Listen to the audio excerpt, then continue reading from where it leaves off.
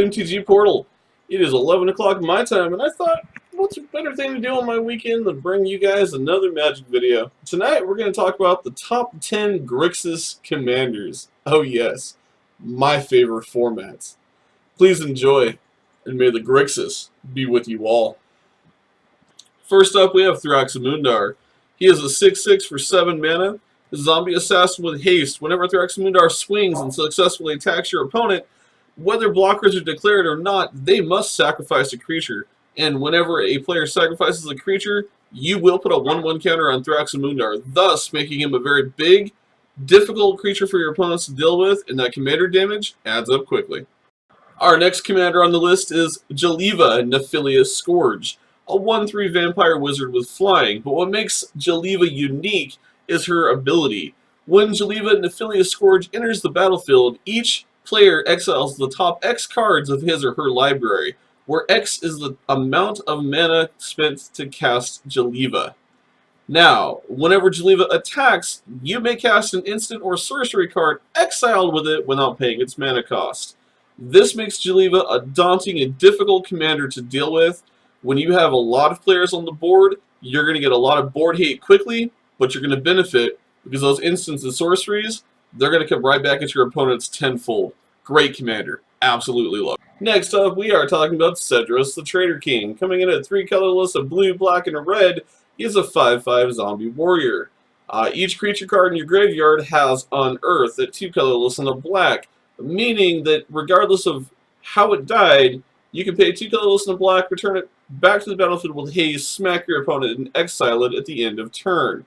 Now, Cedrus the Trader King is a very nasty and difficult commander to deal with, being that he's already a 5/5, but you add in Unearth, and you've changed the landscape and the dynamics of the entire game.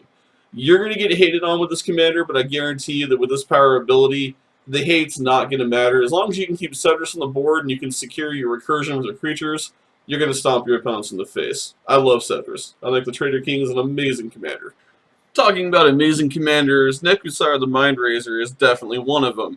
At 2 colorless, a blue, black, and a red, he is a zombie wizard. That at the beginning of each player's draw step, that player draws an additional card. Sure, you are giving your opponents card draw. Sometimes being a little political is not a bad thing in Commander.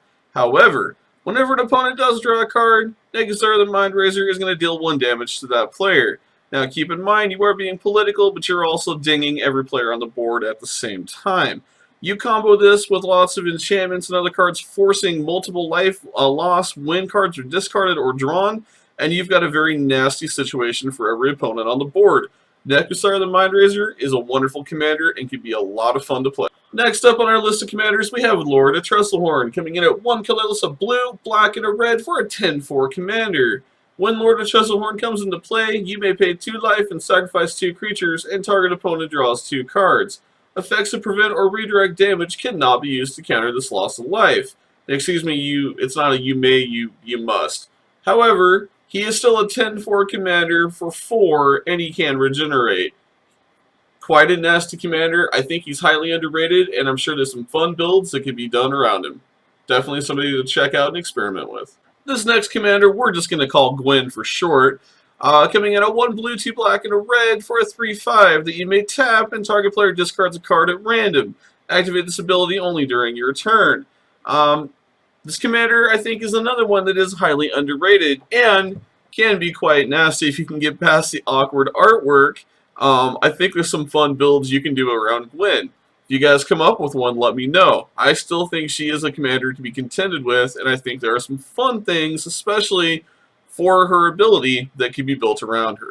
This next commander was not on my top 10 list, but due to popular demand, she now is. Garza the Plague Queen, coming in a 4 colorless, a blue, black, and a red for a 5/5 vampire with flying and haste. Now her ability is a little bit difficult to build around, but apparently there are some pretty solid builds out there. Whenever a creature dealt damage by Garza Plague Queen, this turn is put into a graveyard, put a 1/1 counter on Garza. Whenever Garza deals combat damage to a player, you may draw a card. So she has infinite card draw whenever she comes across the board. If she successfully kills a creature, she's getting a +1/+1 counter. You let me know what builds you build around her. I'm definitely intrigued. Grixis wouldn't be the same without Crixus the Purger, so of course he's on our top 10 commanders list. Coming in a 3-colorless, a blue, black, and a red for a 6/6 flying dragon. Whenever Crixus the Purger deals combat damage to a player, you may pay 2 colorless and a black, and if you do, choose a color, then that player reveals his or her hand and discards all cards of that color. Now, since a lot of commander is multicolored, this commander still comes across as quite a powerhouse. It's more lethal against a monocolored deck, but still going to hold its own against a multicolored deck as well, thus making Crixus the Purger a commander to contend with. And Grixis is just not Grixis without Nicol Bolas. Coming in at 2 colorless, 2 blue, 2 black, 2 red for a 7/7 Elder Dragon with flying.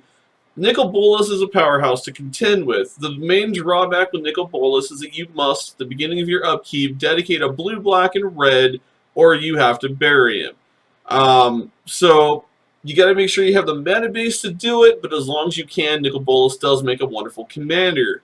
Whenever Nicol Bolas deals damage to an opponent, that player discards his or her hand. This does make Nicol Bolas a contender to deal with, and it does make him quite a rival when it comes to the commander board stage. Great card to play, wonderful commander. Lots of board hate. Rounding out our top 10 list this evening, we are going to end it with Marquetta the Black Rose, coming in at 1 colorless, 1 blue, black, and a red for a 3/3 human with Dethrone. Other creatures you control also have Dethrone. Whenever a creature you control with a 1/1 counter on it dies, return that card to the battlefield under your control at the beginning of your next end step. For those who don't know what Dethrone does, whenever this creature attacks the player with the most life or tied for the most life, you put a 1/1 counter on it. So basically every creature has this ability. Then, when that creature dies, it is immediately returned back to the battlefield, thanks to Dethrone, making Marquetta the Black Rose a very difficult and powerful commander to contend with. Great card to play, wonderful deck to build.